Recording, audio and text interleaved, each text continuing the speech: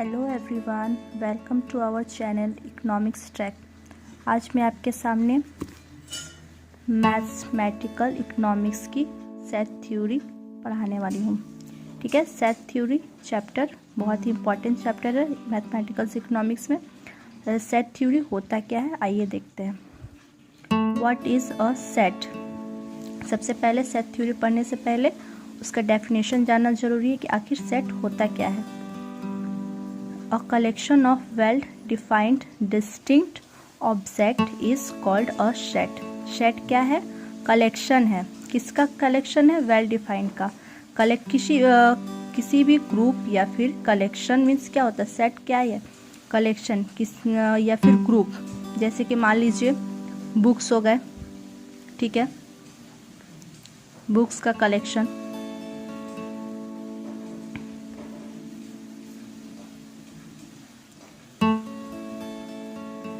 ठीक है, मान लीजिए बुक्स है, बुक्स का कलेक्शन।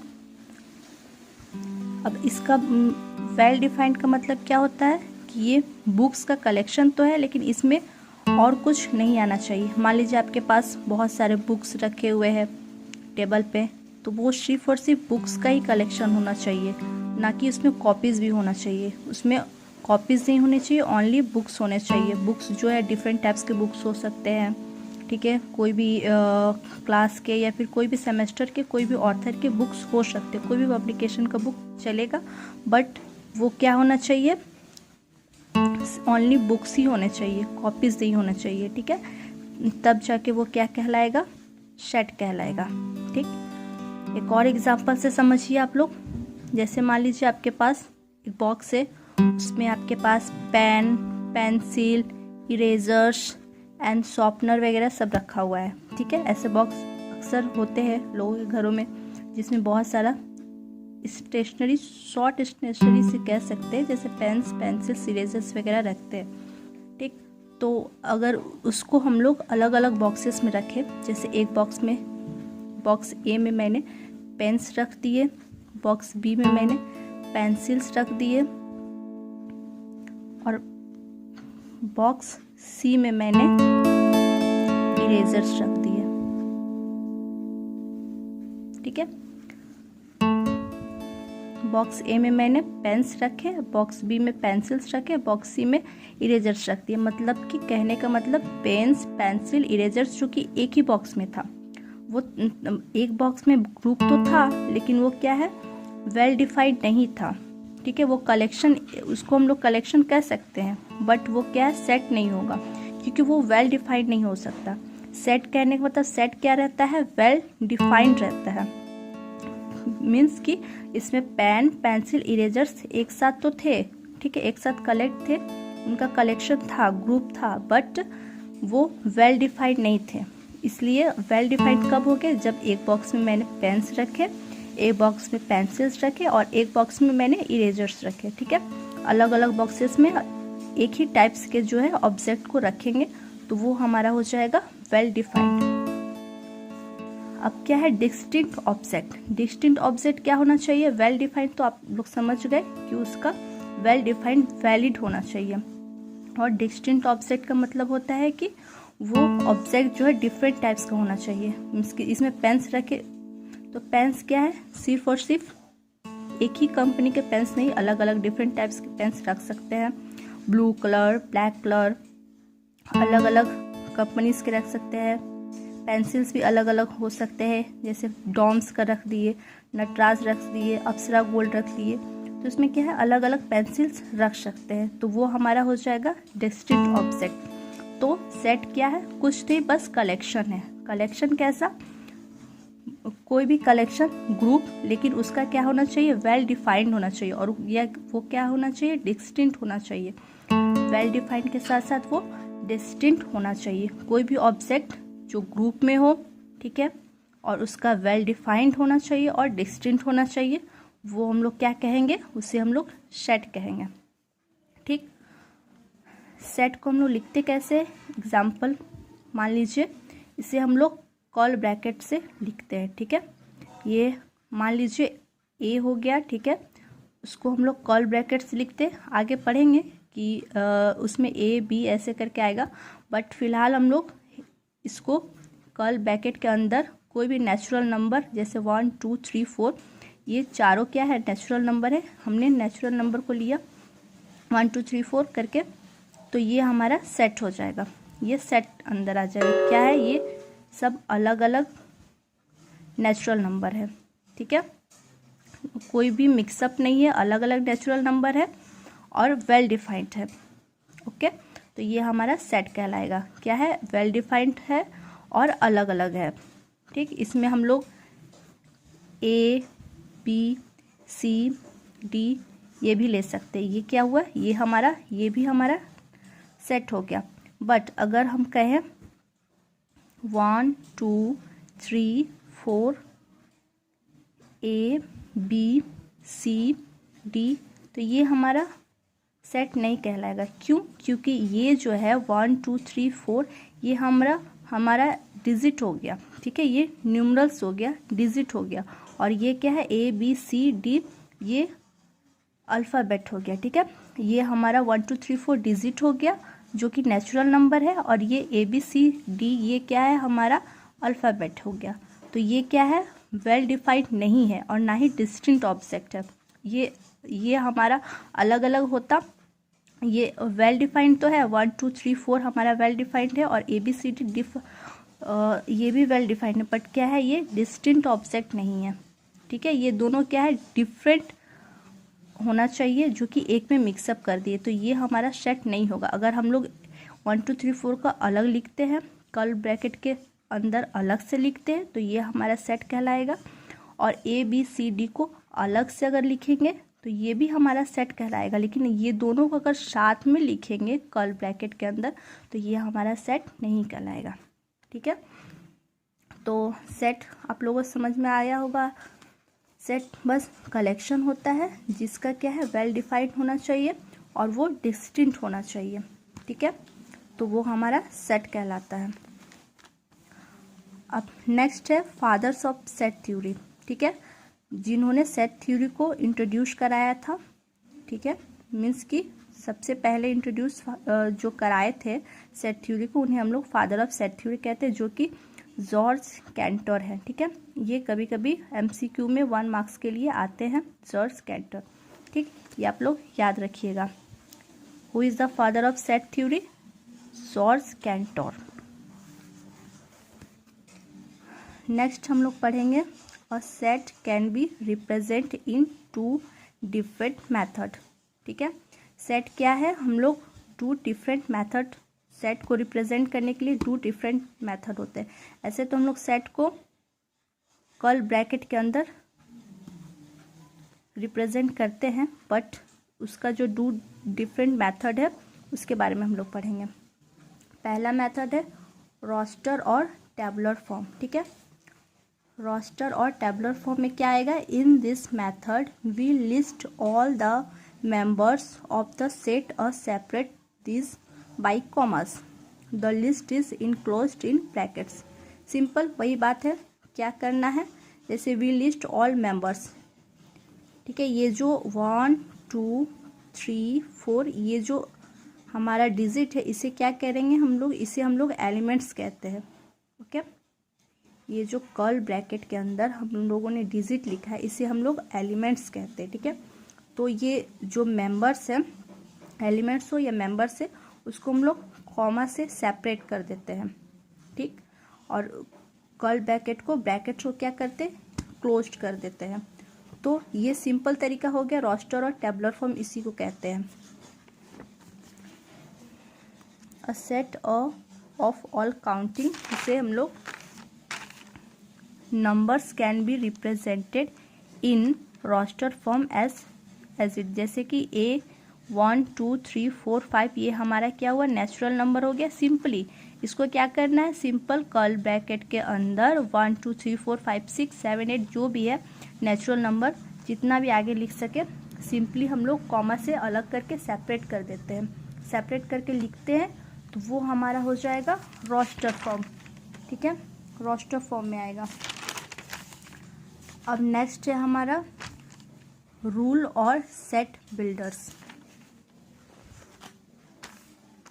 रूल और सेट बिल्डर्स फॉर्म क्या होता है? In this method the elements are not but they are represented by specifying a property और general rule which is applicable to all the element. ठीक है, ये क्या है?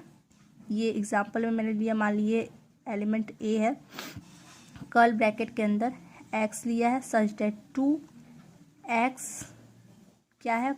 बड़ा रहना चाहिए 10 से, x नेचुरल नंबर होना चाहिए। इसका कहने का मतलब हम लोग को x में ऐसा नंबर लेना है जो 2 और 10 के बीच में लाई करता है।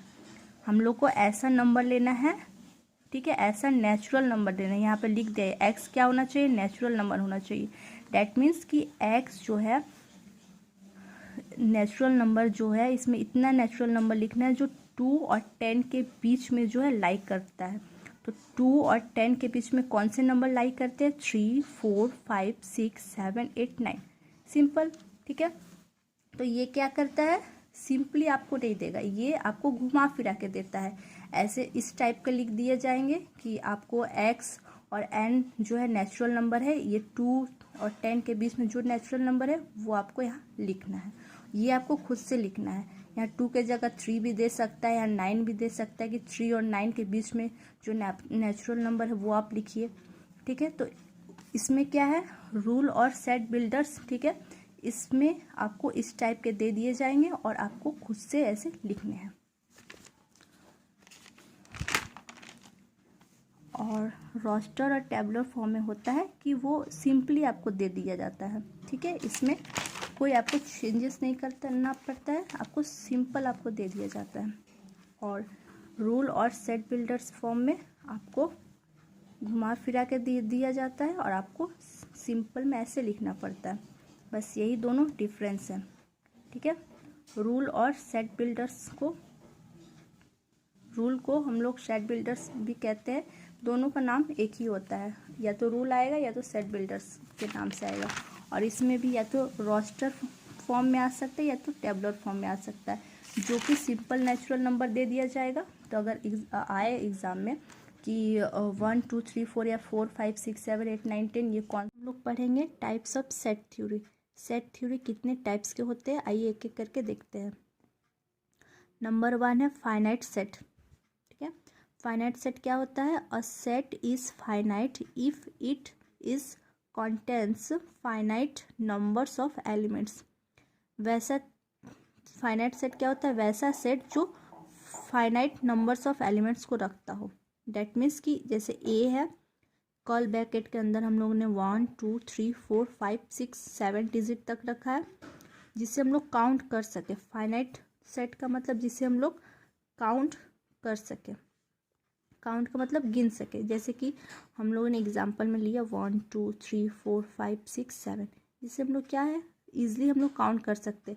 अगर इस टाइप का आएगा तो हम लोग देख कर ही बता देंगे कि हाँ इसमें कितने हैं, नंबर ऑफ एलिमेंट्स 7 है। 1, 2, 3, 4, 5, 6, 7 तक नंबर ऑफ एलिमेंट्स दिए हुए हैं, जिसे हम लोग गिन सकते हैं, काउंट कर सकते, तो वो हमारा फाइनाइट सेट हो गया। ओके, और जस्ट अपोजिट इसका उल्टा इनफाइनाइट सेट होता है। इनफाइनाइट सेट नाम से ही पता चल रहा है, इनफाइनाइट सेट का मतलब जो कि इनफाइनाइट हो, जिसे हम लोग काउंट नहीं कर सकते। A set is infinite if the number of element is very large in the set. Very large का मतलब क्या हुआ? वो बहुत ही लार्ज हो, जिसे हम लोग नहीं काउंट कर सकते। जैसे एग्जांपल में लिए ए इक्वल टू कर्ल ब्रैकेट के अंदर 1, 2, 3, 4, 5, 6 डॉट डॉट डॉट। अब ये हमारा जो डॉट डॉट है, dot dot dot dot dot का मतलब हो गया इसके आगे कितना भी दूर तक नंबर जा सकता है, डिजिट जा सकता है। ठीक है, जैसे अभी इसमें हम लोग फाइनाइट सेट में सिर्फ 7 नंबर लिए थे। ठीक है, नंबर ऑफ एलिमेंट्स हम लोग 7 लिए थे, 7 तक ही डिजिट लिए थे। बट इसमें क्या है, हम लोग डॉट देने का मतलब हो गया ये कितना भी दूर तक जा सकता है। ये 100 तक भी जा सकता है, 200 तक भी जा सकता है, 300 मीन्स कि इनफाइनाइट। इनफाइनाइट का मतलब वो कितना भी दूर तक जा सकता है, उसे हम लोग काउंट नहीं कर सकते। जिसे हम लोग काउंट नहीं कर सकते उसे हम लोग इनफाइनाइट सेट कहते हैं, और जिसे काउंट कर सकते उसे हम लोग फाइनाइट सेट कहते हैं। ठीक, ये दोनों सेट। और नेक्स्ट है नल सेट। नल सेट नाम से ही पता चल रहा, नल मीन्स नल्ला, मीन्स कि उसके अंदर कुछ नहीं रहता, बिल्कुल खाली रहता है, नल्ला रहता है। A set containing number of element is called null. ठीक है, a set containing a set containing no elements is called null और एम्पैथी। ठीक है, ये क्या हुआ, नो एलिमेंट्स। ठीक, सॉरी, इसको मैं कब से नंबर पढ़ रही थी, ये नो एलिमेंट्स है। नो एलिमेंट्स का मतलब कि इसमें कोई भी एलिमेंट्स नहीं रहता है। ठीक है, इसे हम लोग नल या फिर एम्पैथी, इसे हम लोग नल सेट भी कहते हैं, एम्पैथी भी कहते हैं, वॉइड भी कहते हैं और जीरो सेट भी कहते हैं।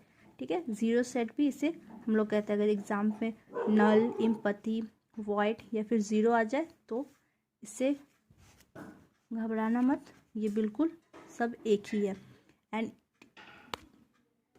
And it is denoted by the symbol phi, और इसे हम लोग फाई से, सिंबल फाई से डिनोट करते हैं। ठीक है, देखिए एग्जाम्पल में है ए,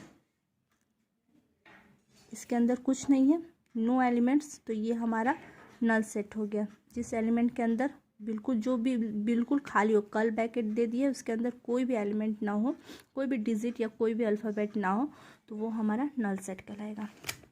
नेक्स्ट हमारा है यूनिट सेट और सिंगलटन सेट।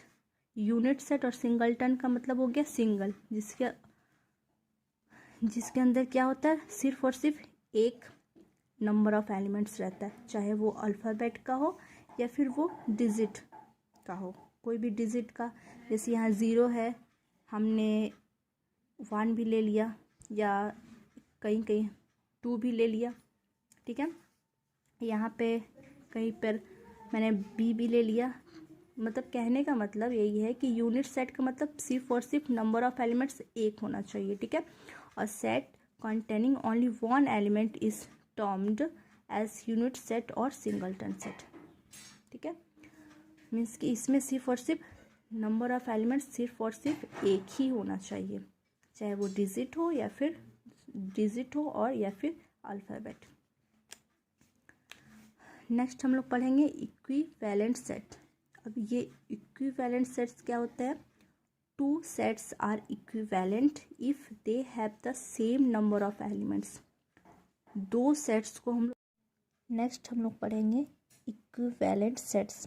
ठीक है, इक्विवेलेंट सेट्स क्या होता है, two sets are equivalent if they have the same number of elements. ठीक है, वैसा सेट जिसमें जैसे सेट ए और सेट बी दोनों का क्या है, नंबर ऑफ एलिमेंट सेम रहना चाहिए। मीन्स कि जो नंबर ऑफ एलिमेंट सेम रहना चाहिए ये ज़रूरी नहीं है, लेकिन उसका जो नंबर ऑफ एलिमेंट्स है वो सेम रहना चाहिए। कहने का मतलब जैसे इसमें 1 2 3 4, तो इसका नंबर ऑफ एलिमेंट्स कितने हुए, 4। ठीक है, इसके भी कितने हुए, 1 2 3 4, इसके भी नंबर ऑफ एलिमेंट्स कितने हुए, 4। तो दोनों का नंबर ऑफ एलिमेंट्स कितने हुए हमारे, 4। तो ये दोनों क्या कहलाएंगे, इक्विवेलेंट सेट्स। अगर हम लोग का यहाँ पे ए बी सी डी अगर ये अल्फ़ाबेट में है तो इससे कोई दिक्कत नहीं है। अगर बी सेट में हमारा डिजिट में है तो इससे भी कोई दिक्कत नहीं है। अगर ये अल्फ़ाबेट में है, यहाँ पे डिजिट में है, तो ये दोनों से कोई दिक्कत नहीं है। ठीक है, लेकिन नंबर ऑफ, जैसे कि एक और एग्जांपल ले लेते हैं हम लोग, इसमें जैसे ए का वैल्यू हम लोग दे देते हैं 5 6 7 8 9, और बी का हम लोग दे देते हैं बी सेट का 11 12 13 14 15। ठीक है, तो इसका जो सेट ए है उसका नंबर ऑफ एलिमेंट्स 1 2 3 4 5 सेम आ रहा है, और बी का भी 1 2 3 4 5 सेम ही आ रहा है। तो ये दोनों क्या हो जाएगा, इक्विवेलेंट सेट्स। हाँ, भले इसका जो एलिमेंट्स है वो अलग अलग हो सकते हैं, पर नंबर ऑफ एलिमेंट्स क्या है, दोनों का सेम होने चाहिए। ठीक है, तो उसे हम लोग इक्विवेलेंट सेट कहते हैं। ठीक, इसमें भी हमारा क्या था, सेट ए में नंबर ऑफ एलिमेंट्स कितने थे, 4 थे, और बी में भी हमारे नंबर ऑफ एलिमेंट्स 4 थे।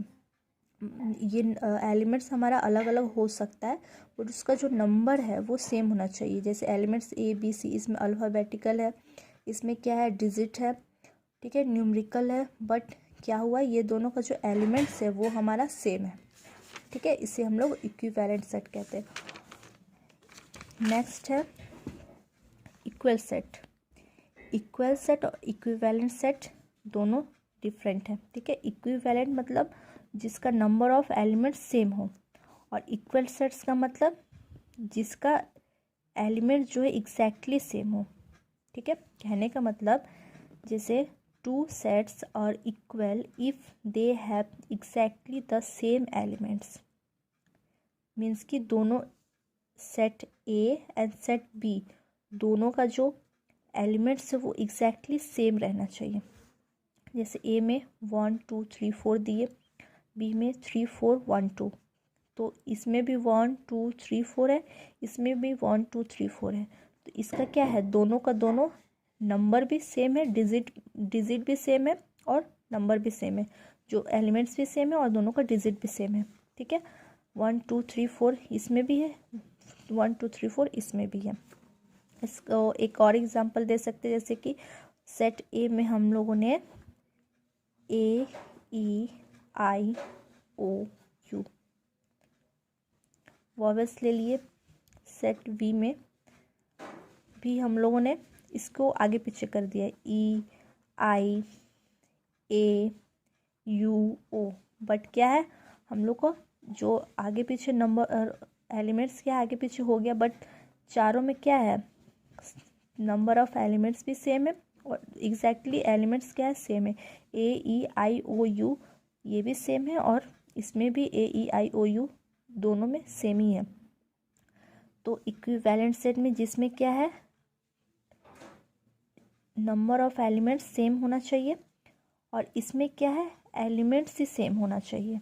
इक्वल सेट में एलिमेंट्स ही सेम होते हैं। ठीक है, इसमें सेट ए में जो एलिमेंट्स रहेंगे as it is set B में भी वही एलिमेंट रहेंगे। ठीक, इसे हम लोग इक्वल, ये इक्वल का साइन है। सेट ए और सेट बी क्या है, सेट ए जो है सेट बी का इक्वल है। अगर पूछ ले सेट बी क्या होगा, तो सेट बी ए का इक्वल है।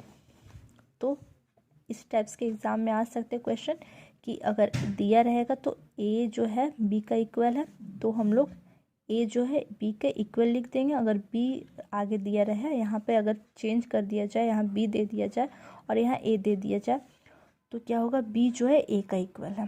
ठीक, और ए बी अगर दिया जाए ऐसे, तो ए है बी का इक्वल है, तो ए इक्वल्स टू बी, ये हमारा इक्वल सेट्स हो गया। नेक्स्ट है हमारा universal set, subset and proper subset. Proper subset and improper subset, जो कि थोड़ा बड़ा एंड इम्पॉर्टेंट है, जिसे हम नेक्स्ट वीडियो में बताएंगे। इस वीडियो में आपने डेफिनेशन ऑफ सेट पढ़ा, सेट को कैसे रिप्रेजेंट किया जाता है वो पढ़ा, और हमने क्या पढ़ा, टाइप्स ऑफ सेट पढ़े। आई होप कि आप लोगों सभी को इतने चीज़ अभी तक समझ में आए होंगे। नेक्स्ट क्लास में हम लोग universal set, subset and power of set, proper set and improper subset पढ़ेंगे, जो कि थोड़ा बड़ा भी है, उसे अच्छे से डिटेल्स में पढ़ेंगे। तब तक के लिए थैंक यू।